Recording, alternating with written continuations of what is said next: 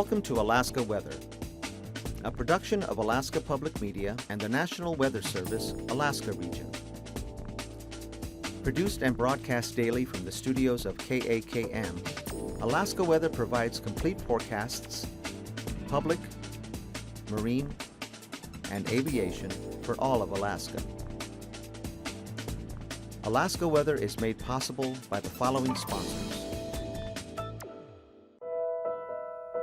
Alyeska Pipeline Service Company, fueling philanthropic programs and dedicated to creating educational and professional opportunities for Alaska Native people.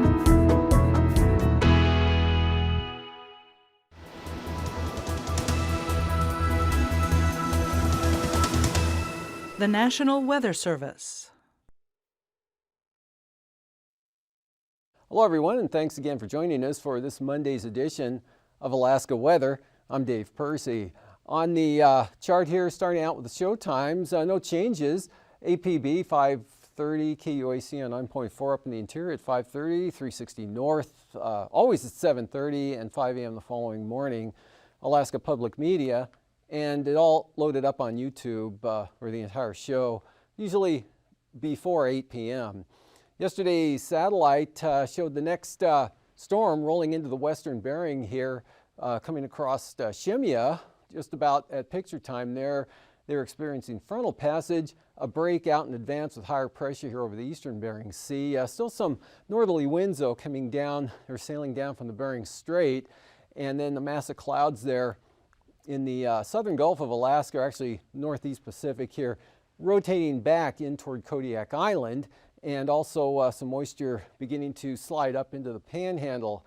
On today, that whole system moved on in there, and actually another band coming up enhanced the rain and wind this afternoon. Heaviest amounts occurring over the southern southeast coast, anywhere from 1 to 2 inches, and moisture again pulling westward here, bringing a mixture of precipitation across the Kenai Peninsula from Prince William Sound and locally up into the interior, but amounts quite light. A break right through here, Bristol Bay from the Kuskokwim Valley, and some clouds and flurries actually from the Kuskokwim Delta today.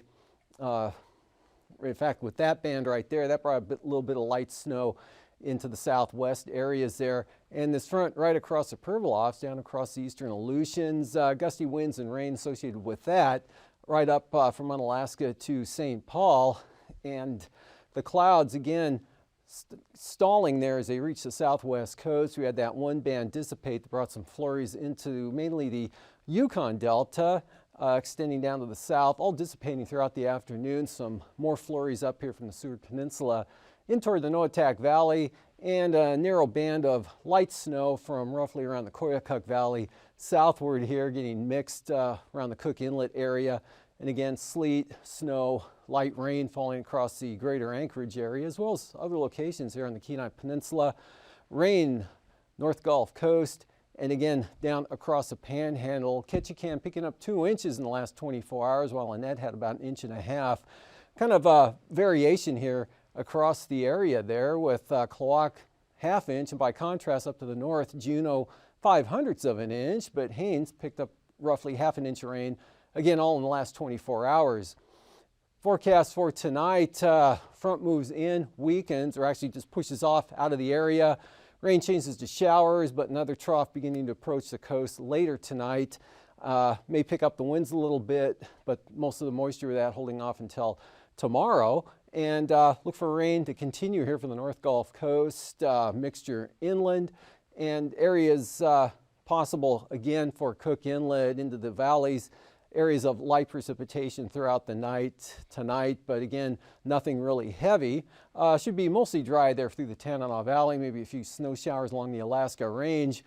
Pretty nice conditions out here to the west, just variable clouds with fairly light winds, especially for Bristol Bay here, northward all the way up to the northwest coast.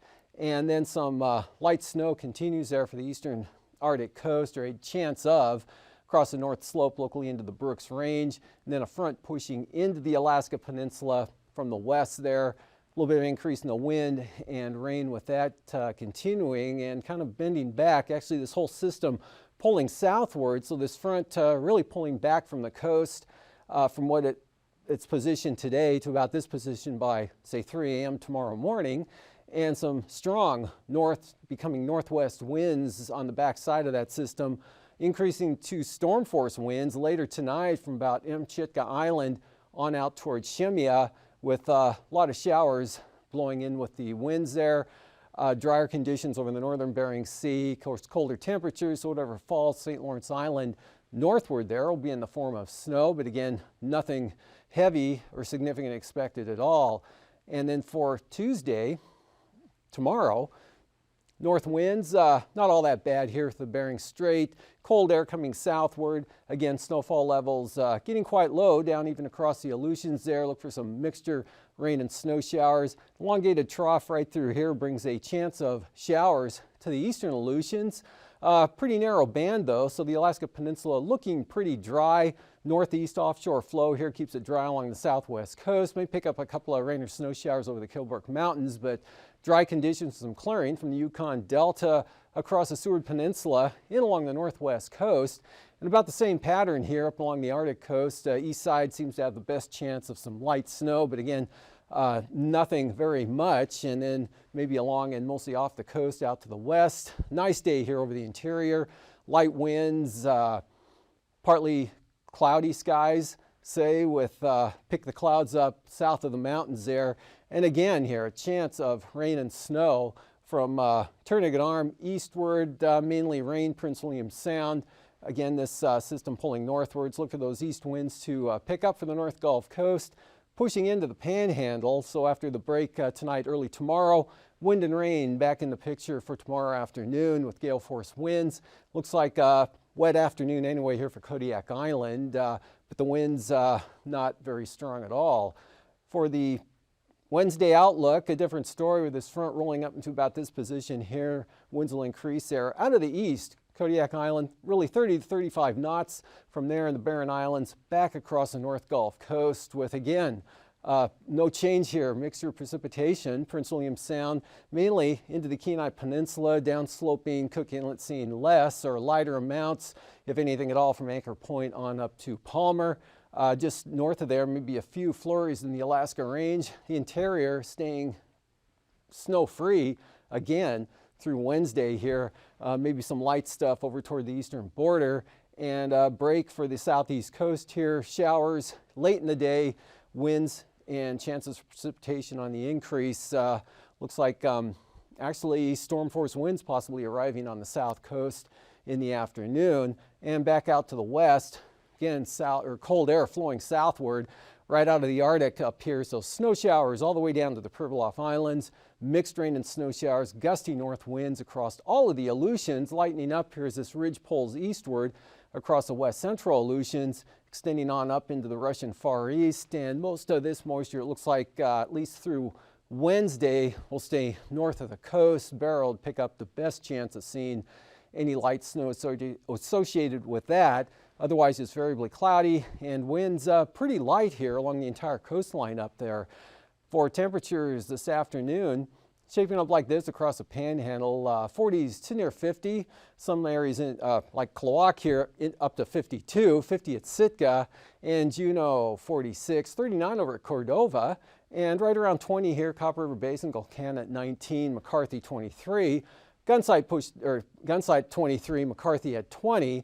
Mid to upper 30s, North Gulf Coast, Prince William Sound, Kenai Peninsula, to near freezing in the Susitna Valley. And up in the Tanana Valley, Fairbanks, 12 degrees this afternoon. Northway at 10, 8 at Bettles, 12 over at Fort Yukon, 6 below zero, Anatuvik with 5 at Unimat Airfield. And colder temperatures now up here along the Arctic coast, anywhere running from 10 to 20 degrees, even 7 at Point Lay. Teens here across the northwest interior, 18 at Kotzebue, 22 in Nome, or 13 in McGrath, warming into the mid-20s down toward Bethel, and to near 30 out toward the coast. Pribilofs, mid to upper 30s, lower 40s for the Aleutians, 30s for the Alaska Peninsula. Lows for tonight, upper 20s to mid 30s here for the Peninsula and Bristol Bay. into the teens, into the single numbers through much of the interior, on off to the east and north again, low below zero in the Brooks Range, so not much diurnal temperature at all expected for that area, and single numbers for the Arctic coast, 30s for the Aleutians. And highs tomorrow, upper 40s, Kodiak Island, and lower to mid 50s possible here in the southern southeast coast. Otherwise, 30s to near 40, Kenai Peninsula, Prince William Sound, 30s for the valleys, as in Susitna. Lower 20s, Copper River Basin. North of the Alaska Range, we're looking at lower to mid teens here from the southwest, or the southwest interior to around 10 near Bettles. Up along the Arctic coast, upper teens to lower 20s.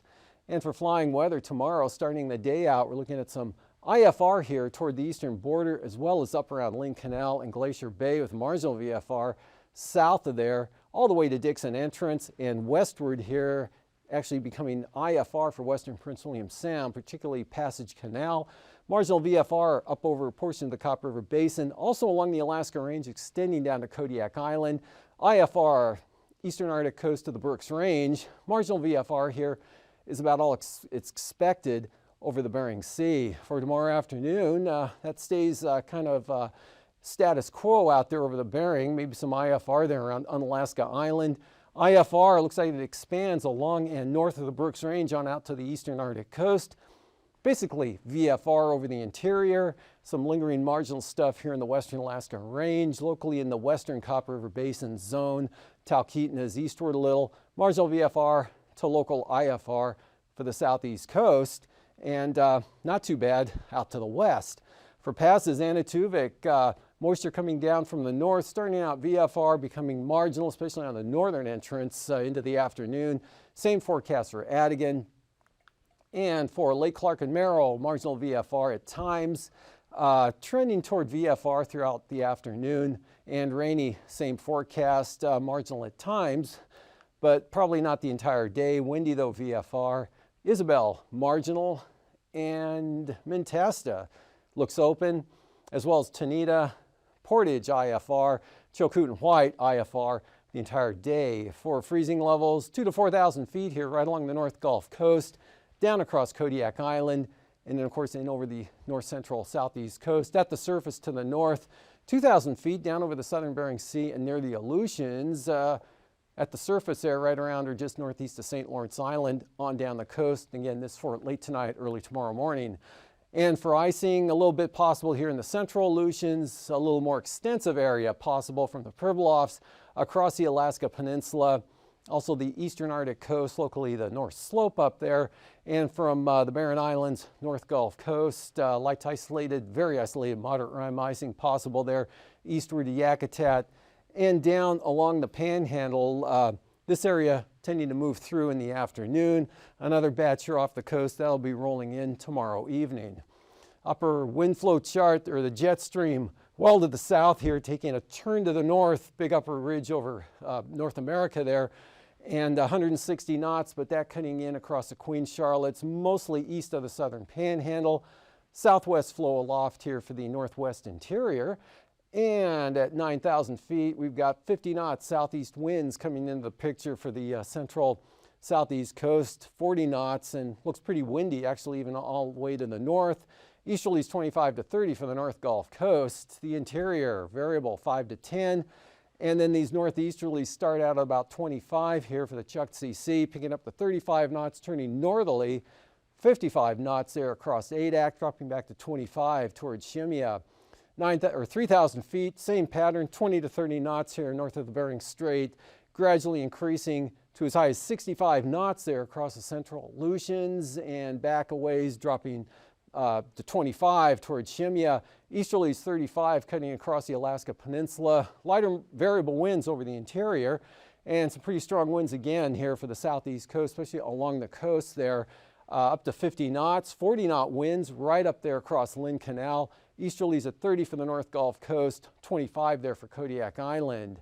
And looking at the turbulence, occasional moderate chop here across all of the southeast coast from Dixon Entrance to Yakutat, back to, say, Cordova. Light to isolated moderate for Prince William Sound, Kenai Peninsula down across the Barrens to Fognak Island. Smooth over the interior, and bearing straight southward, St. Lawrence Island, moderate chop there below about 4,000. Maybe a little bumpy, not too bad for the Pribilofs, and out here over the central Aleutians below about 4,000. And after the break, I'll be back to look at the ice edge and the marine forecasts.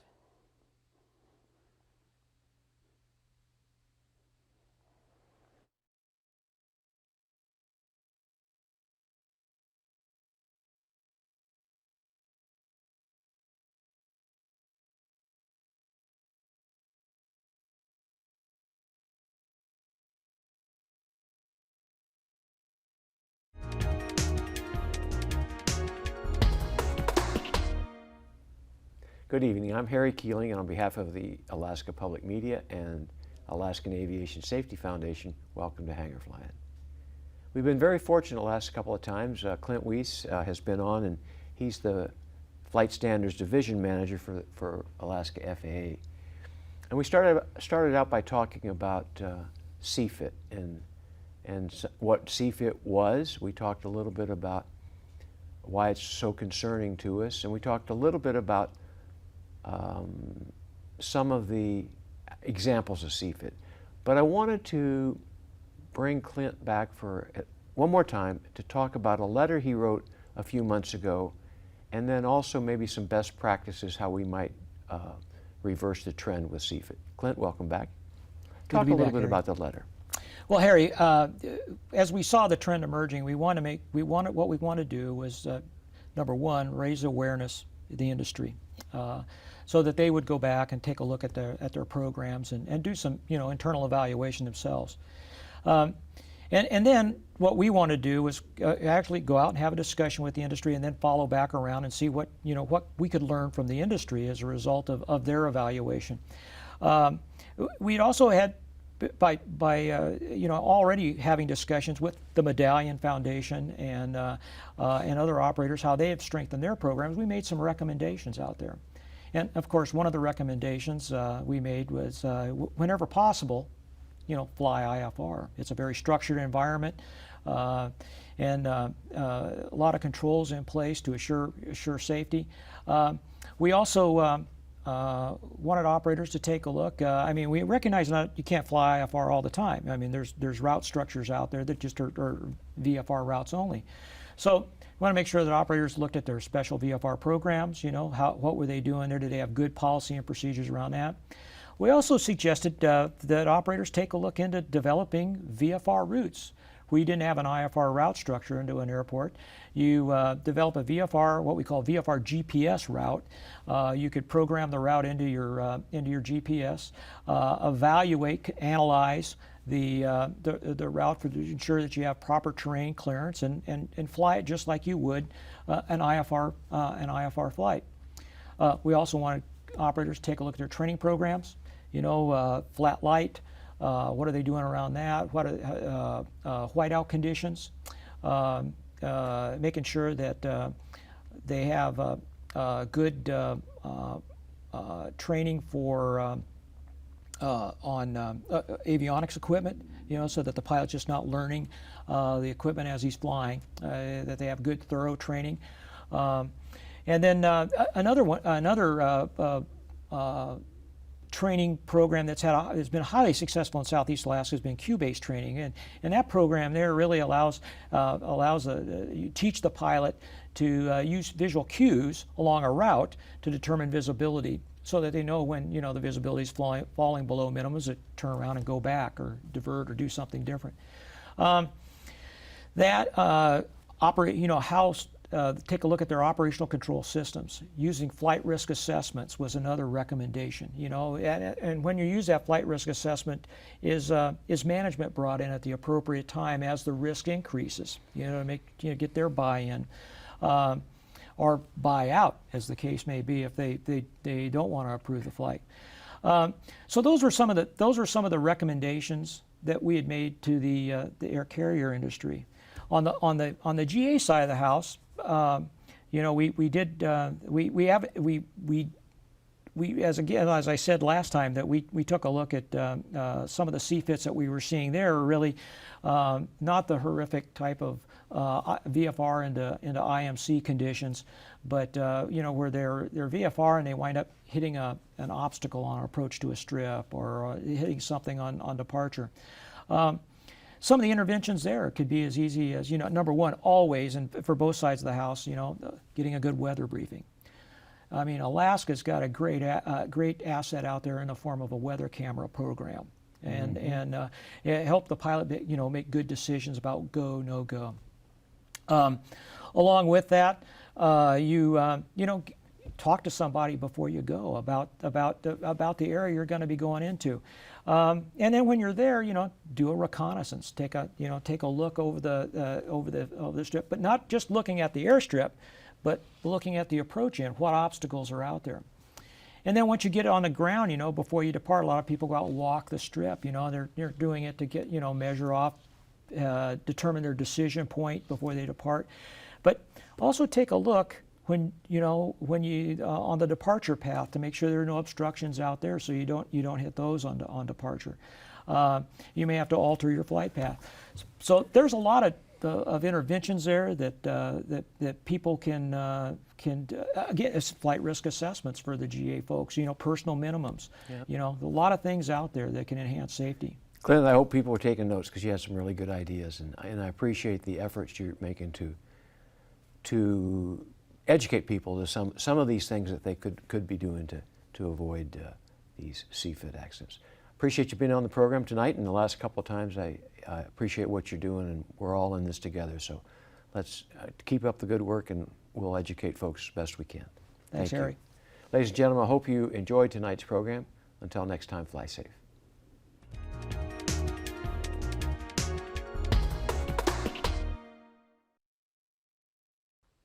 Looking at the sea ice, quite an increase here over the last couple of days, over the weekend, especially back here to the northwest of Barrow. And this area now closed off over the eastern Beaufort Sea. And it looks like over the next several days, this will actually go from sea ice free to open water. And back here across the Chuck Sea, looking for the ice edge to come southward, 20 to 30 nautical miles over the next 4 or 5 days. And for the marine forecast, gales out of the south here for the southern coast, southeast 35 on up to the North Sea, 16 to 21 feet.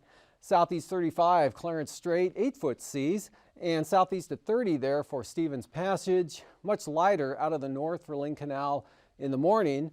Forecast to go south at 10 knots in the afternoon. And for Wednesday, storms here, mostly on the extreme south coast, but still 45 knots all the way up out of the southeast to the north side with seas 21 to 23 feet. Inside waters, lighter winds. Clarence Strait 30 knots out of the southeast, lighter for Stevens Passage, lighter yet for northern Lynn Canal.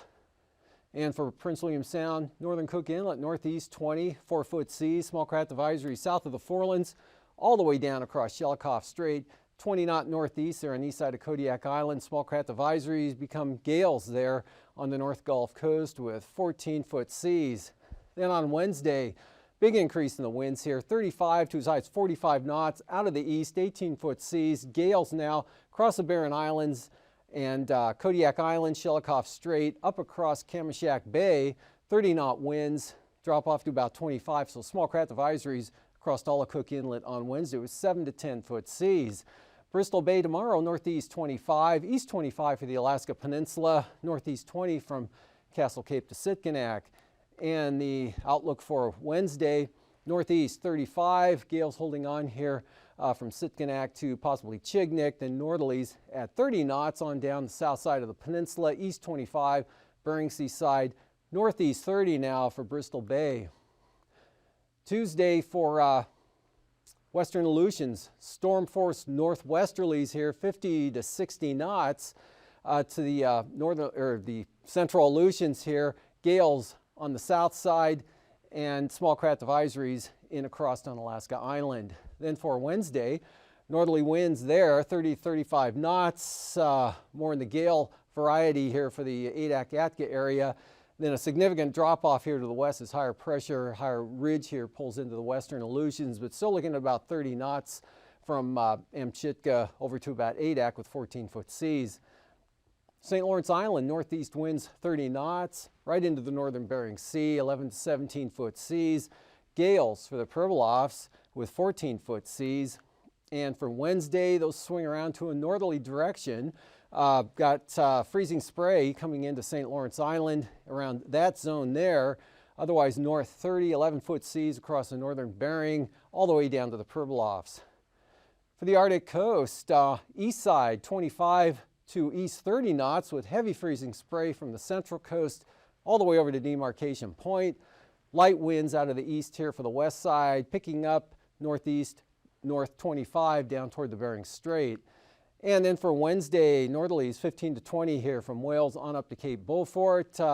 Heavy freezing spray in the forecast. Light wind conditions continue on the west side, and really light winds for the central and eastern Arctic coast, picking up about 20 knots there for that eastern zone.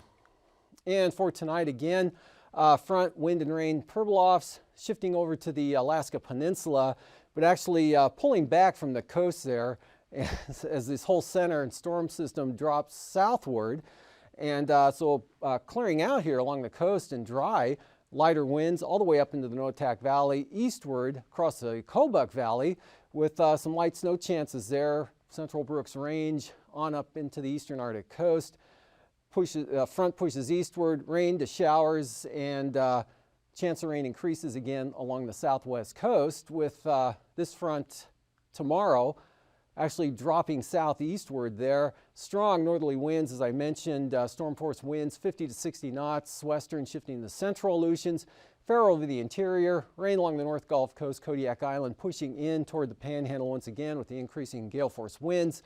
And then for Wednesday, another big front, wind and rain, Kodiak Island, eastward there, right down along the Panhandle, fair over the interior, cold northerlies out over the Aleutians and the Bering Sea. Thanks for joining us. These forecasts are to be used for planning purposes only. Call 1-800-WX-BRIEF for a formal pre-flight briefing. Always file a flight plan before you go flying. The U.S. Coast Guard Auxiliary urges you to leave a float plan with a friend or the harbor master before you go boating. Alaska Weather is made possible by the following sponsors.